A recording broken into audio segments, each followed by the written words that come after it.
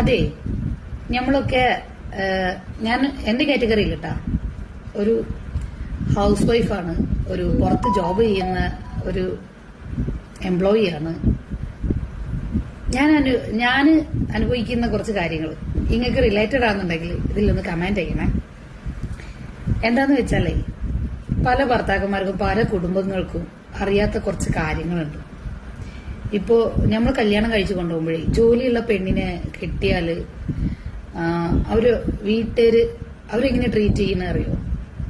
ഈ പെൺകുട്ടികളെ അവര് രാവിലെ നീറ്റ് കുട്ടികളും കൂടെ ആയി കഴിഞ്ഞാൽ കുട്ടികൾക്ക് ഉള്ള കാര്യങ്ങൾ കൊടുത്ത്, ഭർത്താക്കന്മാർക്കുള്ള ബ്രേക്ക്ഫാസ്റ്റ് കൊടുത്ത്, ലഞ്ച് ഉണ്ടാക്കി, അതായത് ഒരു ഹൗസ് വൈഫ് വീട്ടിൽ ചെയ്യുന്ന രാവിലെ മുതൽ വൈകുന്നേരം വരെ ചെയ്യുന്ന എല്ലാ വർക്കും ചെയ്ത് കഴിഞ്ഞിട്ടാണ് അവര് പുറത്തു പോയിട്ട് എക്സ്ട്രാ വർക്ക് എടുക്കുന്നത്.